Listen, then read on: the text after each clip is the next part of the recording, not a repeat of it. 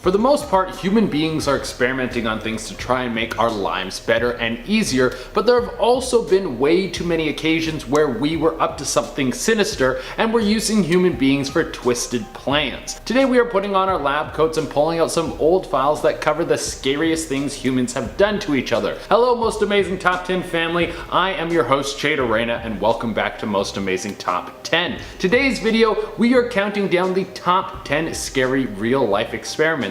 And if any of you at home are interested in some more Most Amazing Top 10 content, you should check us out on Instagram and Facebook, and make sure you stick around until the end of this video because I'm going to be answering some questions from my Instagram inbox. If you want me to read and answer your questions, you can hit me up through the gram. And without taking any longer, let's get into this list. Coming in at number 10, we have Japan's Unit 731. Today we look at Japan as the land of anime and Hello Kitty. They seem like such a nice, polite group of people that never want to do any harm to anyone. But remember, before they were the land of samurai and warfare, and during World War II they were aligned with the Nazis. The PR campaign that went on over there was amazing. And during World War II there was one of the most horrific units ever, which was known as Unit 731. They performed some of the most brutal experiments on people known to man. They were mostly performed on Chinese people, as they would invade Chinese villages while they destroyed and murdered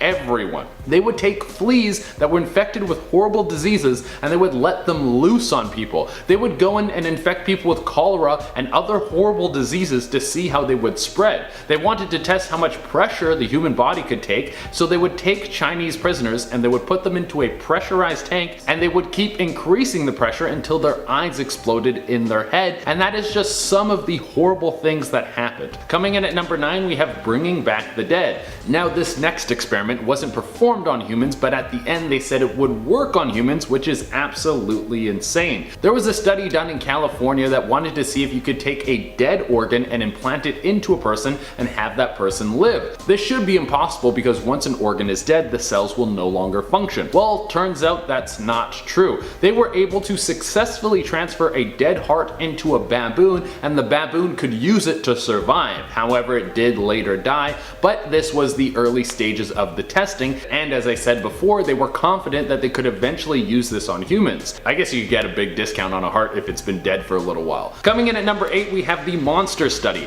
I see why people don't trust people. When you let someone in, like someone you're supposed to trust, like a doctor or a scientist, and then they use this as an opportunity to ruin your life. In 1939, a professor at the University of Iowa had a theory that there was a link between confidence and stuttering, that kids with anxiety stutter because they are too afraid to talk. So to prove his theory, he went to an orphanage and indoctrinated kids with the idea that they would stutter in the future. He was trying to make them stutter. So guess what happened? They never started stuttering, but they became too afraid to talk. Coming in at number 7, we have electroshock therapy on kids. I am very happy I grew up in a home where my parents treated my behavioral problems with yelling and not experimental treatments. This all comes from Dr. Loretta Bender, who was a psychotherapist in the 60s and thought that she could cure future mental disorders through electrocuting the brain. And it didn't really seem like there was anyone too young to be diagnosed as a possible victim of psychosis, as the youngest person she ever experimented on was 3 years old. Eventually her whole project was shut down. Coming in at number 6, we have mkultra. This is one of the most famous experiments for several reasons. One, the CIA was involved. They funded, documented, and participated in almost everything associated with the test. There were some people who think that Charles Manson was one of the test subjects, and on top of all of this, conspiracy theory people love this one. For those of you who don't know, mkultra was when the American government went deep into trying to find a way to perform mind control on people. They did this through many means. Sometimes they would put people in isolation for extended periods of time. They would also see how hypnosis affects the brain, and the most popular part about this is they would use LSD to see how much it would affect people and if their minds could be controlled with the drug. One thing they would do is have prostitutes that were actually CIA agents dose Johns and then watch what would happen to them. That's a night you won't soon forget. And bringing it back to the Charles Manson conspiracy, some people think that they used LSD on him while he was in prison because they would also take prisoners for these experiments and not tell them what was happening. And through this, some people think Charles Manson learned how to influence people through LSD and later used this to build his cult. Coming in at number 5, we have Project Artichoke. Turns out the CIA tried to master mind control more than once. While mkultra was more of a test to control the mind surrounding LSD and seeing if they could control a person to divulge secret information, Project Artichoke was seeing if they could control a person's mind and make them do their bidding. Basically, if you can make them a robot and send them out into the world to do whatever you wanted. None of these test subjects knew they were being experimented on, and some of the attempts at controlling a person came through getting them addicted to morphine and seeing how far they would go to get a fix. Coming in at number 4, we have the Stanford prison experiment. This study was done to see if human beings naturally gravitate towards being evil if given the opportunity. It was run by Philip Zimbardo, and it took place in a fake prison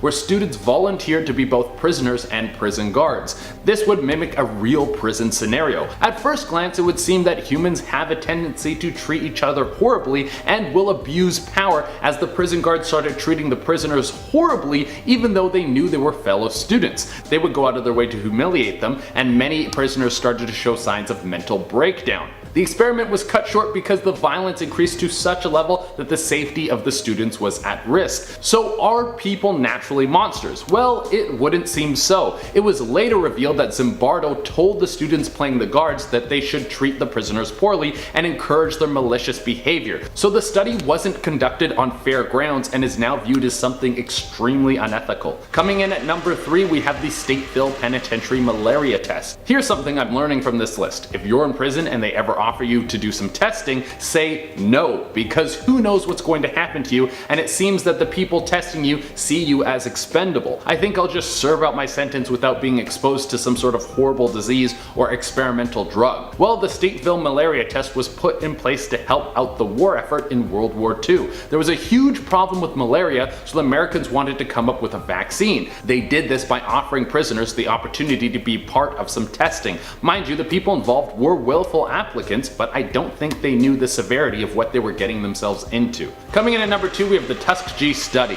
When you hear about stuff like this, it makes perfect sense why people don't trust the government or government officials. In the year 1932, the Tuskegee study was started and saw almost 400 black men in Alabama infected with syphilis without them knowing. The purpose of the study was to see the long-term effects of syphilis, which range from syphilis infecting your eyes and causing you to go blind. It can go into your spine and cause your spinal column to decay, and it can also go into your brain and cause you to go insane, as well as a ton of other horrible effects. This was a government-funded experiment, and all of the subjects were black men. They were told that they were being treated for bad blood. One of the most horrible aspects of this study was that it went on for 40 years, well after the cure for syphilis was discovered. Coming in at the number 1 spot, we have the twin studies. One of the most horrific parts of the Second World War were the experiments performed by Joseph Mengele in the concentration camps. Mengele is one of the most infamous people of the war, and for good reason. He was a heartless monster who did horrible things to people that can never be forgiven. For some reason, his main focus was on twins. He had twins brought to him from all over Europe, and in total he would perform experiments on about 1,500 sets of twins. He would do things like sew them together. He would remove limbs from one twin to see if the other twin could feel the missing limb, and on more than one occasion he would inject chloroform into the hearts of the twins to see if they would live. Now we have the Manhattan Project. Some of you guys may recognize the name of this one. It was the secret name for America's project to produce the atomic bombs that brought World War II to an end. Harry Daghlian was a young physicist who worked on the project. During an experiment on August 21st, 1945, he was attempting to build a neutron reflector manually by stacking a set of 4.4 kilogram tungsten carbide bricks in an incremental fashion around a plutonium core. Unfortunately, he dropped a brick which set off a chain reaction. He tried to stop the reaction, but by the time it was over, he received a high dose of neutron radiation. Harry received intense medical care for severe radiation poisoning. His mother and sister even flew out to New Mexico to care for him, but Harry fell into a coma. He died 25 days after the accident. His death resulted in new safety regulations when handling radioactive material. Next up at number 9 now we have the Dioxin Test. In 1965, dermatologists biologist Dr. Albert Kligman conducted a study on behalf of the US Army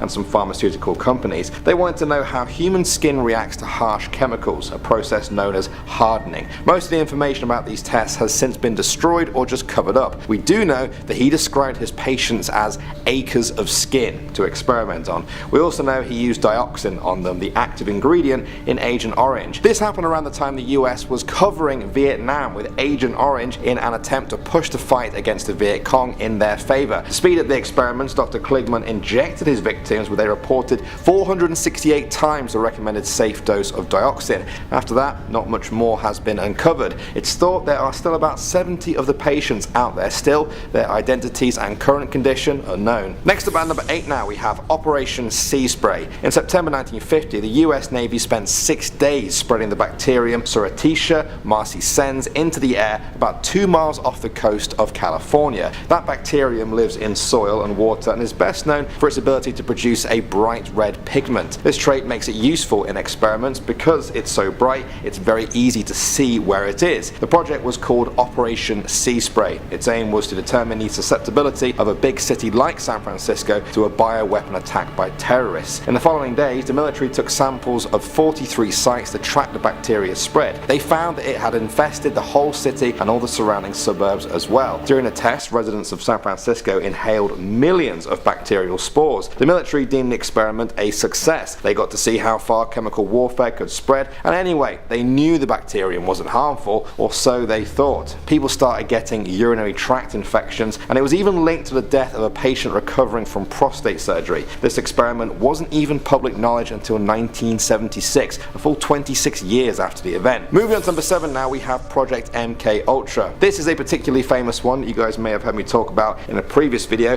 During the 1950s and 60s, at the height of the Cold War, the US feared that communist countries were using mind control techniques to brainwash US prisoners of war in Korea. They wanted in on the action. So in response, the CIA authorized Project mkultra in 1953. The secret operation was aimed at developing a defense against drugs or other manipulators that could control human behavior. Such was the secrecy of this project that even today, not much is known about it. But we do know this: the project involved more than 150 human experiments involving psychedelic drugs, paralytics, and electroshock therapy. Sometimes the test subjects were aware they were participating in a study, but shockingly, many did not, even when the hallucinogenic effects started kicking in. Can you even imagine how scary that would be? Many of the tests took place at universities, hospitals, or prisons in the US and Canada between 1953 and 1964. The CIA didn't keep many records though, and any good ones were destroyed when the program came to an official end in 1973. Moving on to number 5 now, we have Project QKHILLTOP.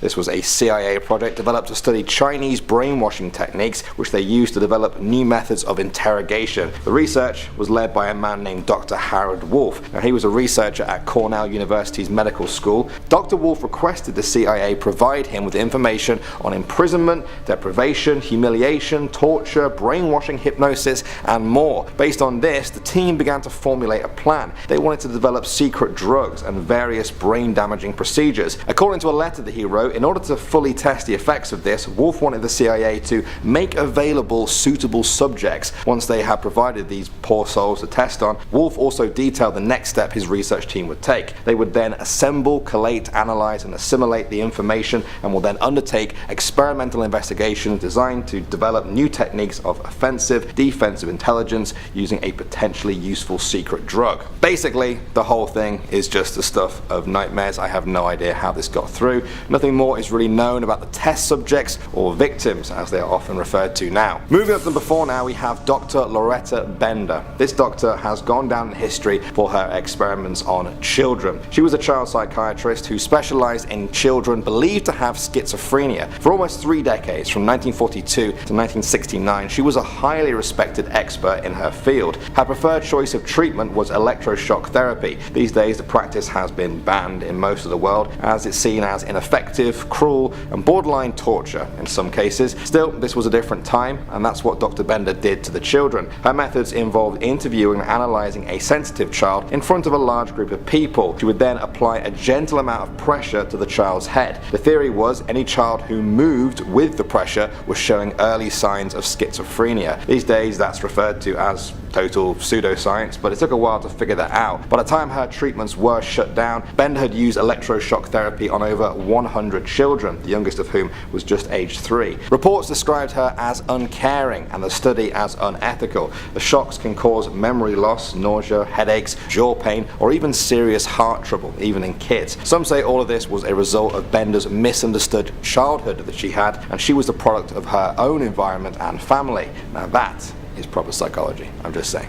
Moving on to number 3 now, we have the Burke and Hare murders. William Burke is a guy who has probably tainted my surname forever. Along with William Hare, these two men from Northern Ireland were famous grave robbers in Scotland. One day, an old man they knew died, and to cover his outstanding debt to them, they decided to sell his body for medical science. Edinburgh University gave them £7 and 10 shillings, a handsome sum in those days. With that, they were hooked. When another associate they knew fell ill, they couldn't even wait to see if he would die, and so they suffocated him in his bed. Again, they sold his body to the university for money. The killing spree began. The pair murdered and sold bodies almost as their full-time jobs. They killed an old grandmother with an overdose of painkillers. Hare even killed his own blind grandson by breaking his back across his knee. Eventually though, their whole operation was discovered when they got too sloppy. William Burke was hanged in front of a cheering crowd of over 25,000 people. Fittingly, after being put on public display, his body was donated to medical science. Next up at number 2 now, we have J. Marion Sims. This doctor was once praised as the father of modern gynecology. Now his reputation has been tarnished forever. It was found that he practiced the surgical techniques that made him famous on enslaved women. They included Lucy, Anarcha, and Betsy. The rest of them are unknown. He performed 30 surgeries on Anarcha alone, all without anesthesia. His legacy has long been questioned for the disturbing ethical questions that it raises, especially by those who believe that he used black women as medical guinea pigs without their consent. The Black Youth Project 100, a group of activists aged between 18 and 35, staged protests at a statue of Sims in New York. They wore hospital gowns splashed with red paint dripping down their legs. In a Facebook post, they explained that Sims had purchased black women slaves and used them as guinea pigs for his untested surgical experiments. He repeatedly performed genital surgery on black women without anesthesia because, according to him,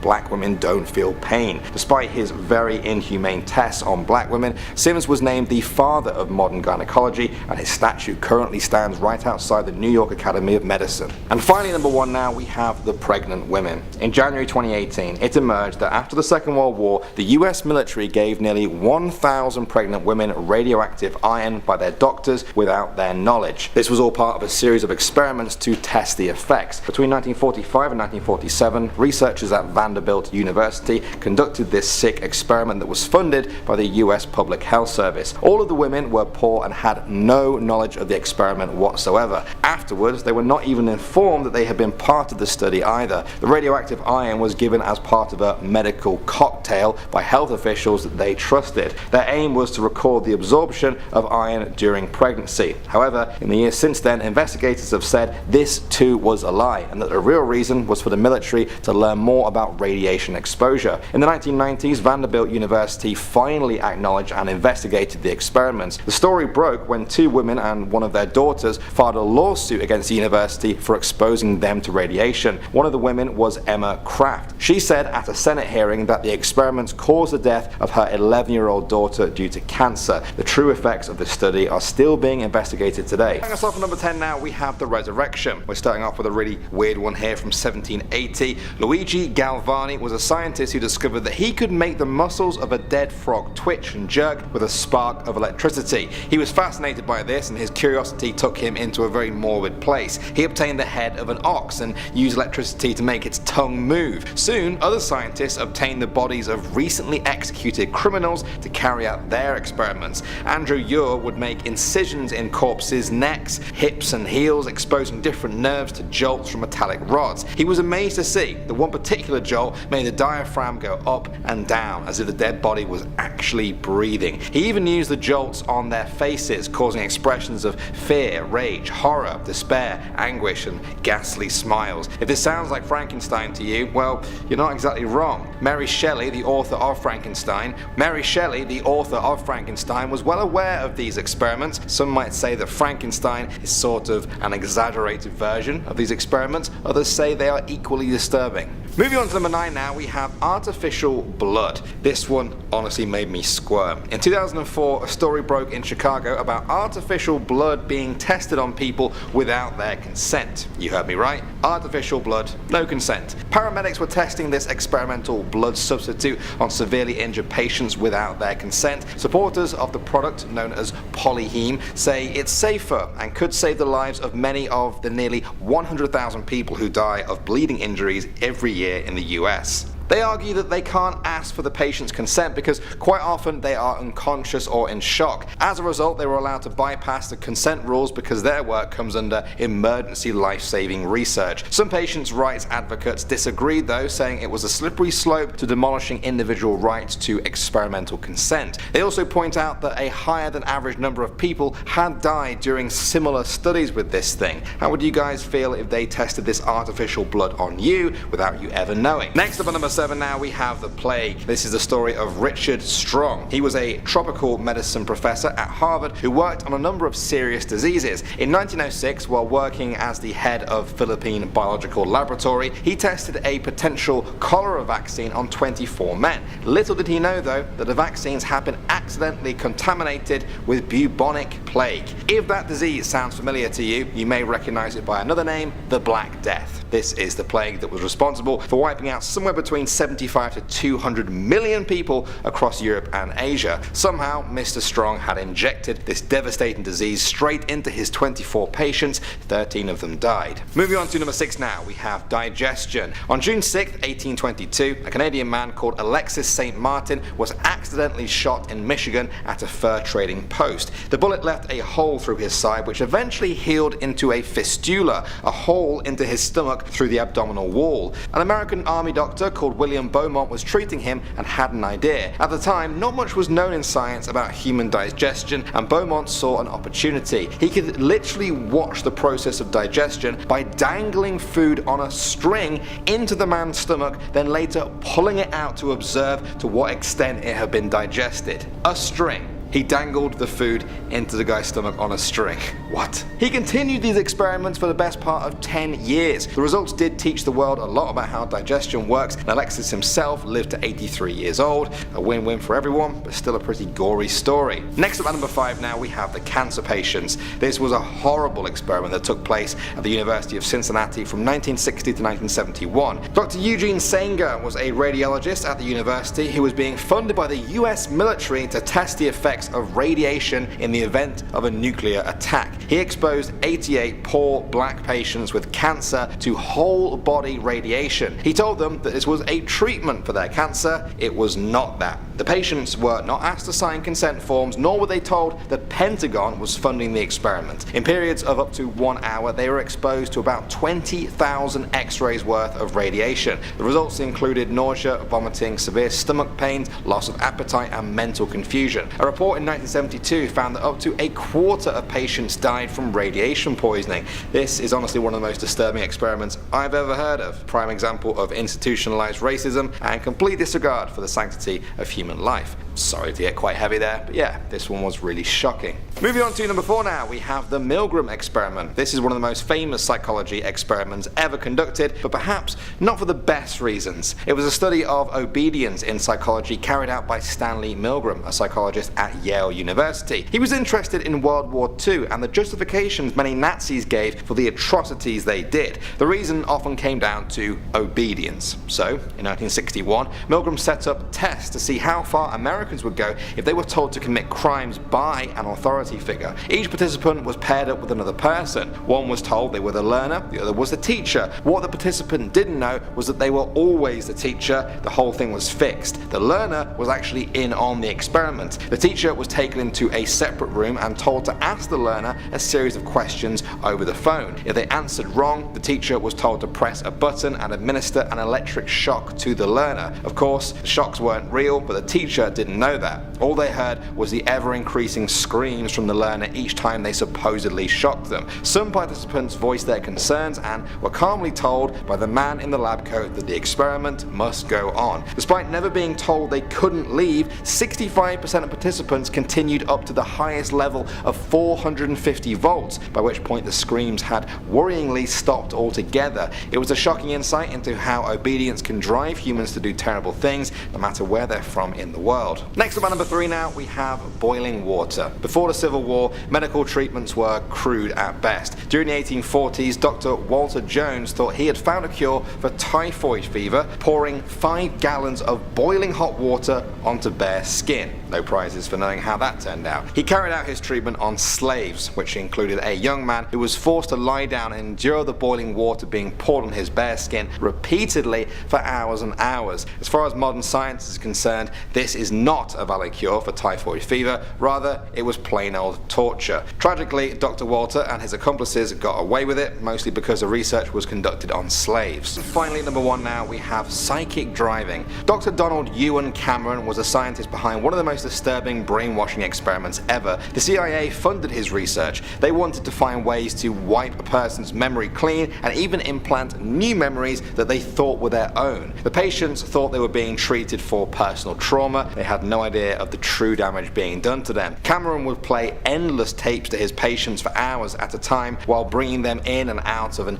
insulin-induced coma. Sometimes this would go on for 85 days. The treatment was known as psychic driving. In modern times, many of the families affected by these experiments have been paid large sums of money for what they went through, but no government or agency has ever stepped forward to admit their wrongdoing. Right, starting off at number 10 now, we have the twin studies. Joseph Mengele was the chief medical officer at Auschwitz concentration camp during the Holocaust. Far from being a doctor to the people there, he used them as part of his sort of twisted medical studies. Mengele had an obsession with twins. Just 200 of them survived. One study involved injecting different dyes into the eyes of twins to see whether it would change their eye color. Another involved sewing twins together in some sort of sick attempt to create conjoined twins. Some of the other studies are far too graphic to even talk about in this video. Next up at number 9 now, we have the poison labs. This is the name given to the Soviet Union's secret testing labs for poisons. During the 1950s, the researchers there would test deadly poisons on prisoners who came from the gulags. That translates to enemies of the people. These poisons included mustard gas, ricin, digitoxin, curare, cyanide, and many others.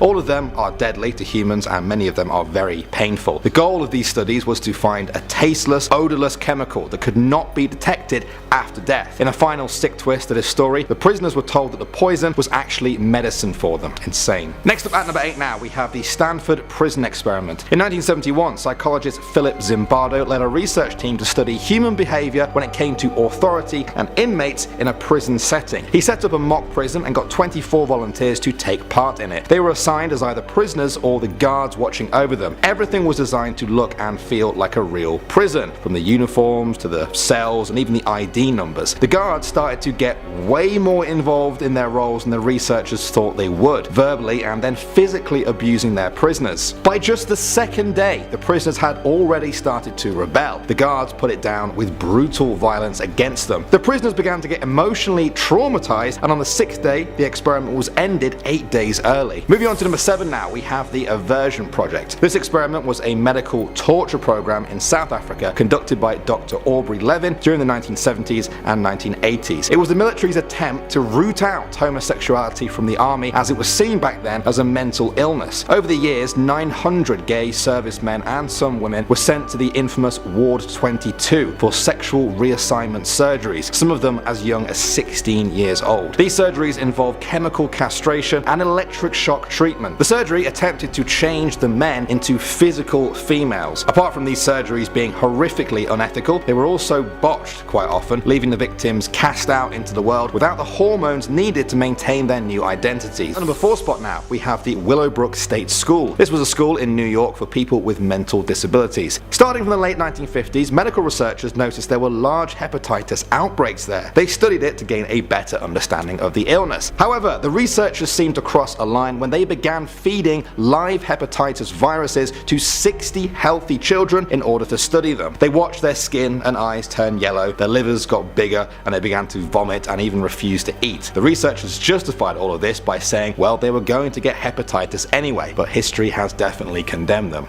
Moving on to number 3 now, we have the Tuskegee Experiment. This clinical study by the US Public Health Service took place for an astounding 40 years, beginning in 1932. It involved offering 399 poor black males who had syphilis a treatment. However, the researchers withheld the treatment as their real aim was to just study the progress of syphilis on humans. In 1947, penicillin became available as a treatment. Some of the victims began to look elsewhere for help, but the researchers told them not to and continued to lie about their true condition. When the study finally ended in 1972, just 74 of the 399 test subjects were still alive. 28 of them had died of syphilis, 100 from other complications. 40 of their wives had also been infected, and 19 of their children were born with congenital syphilis. As part of a class action lawsuit, the US government paid $9 million to the surviving participants and their descendants. For many people though, the pain can never be healed with money. Next up at number 2 now, we have mustard gas. In 1943, the US Navy exposed its own sailors to mustard gas in order to test the effectiveness of their new protective clothing for it. They wanted to see how it stood up in a real life situation and not just in a lab. Perhaps the most infamous of these experiments involved 17 and 18-year-old males still in boot camp who were asked if they wanted to take part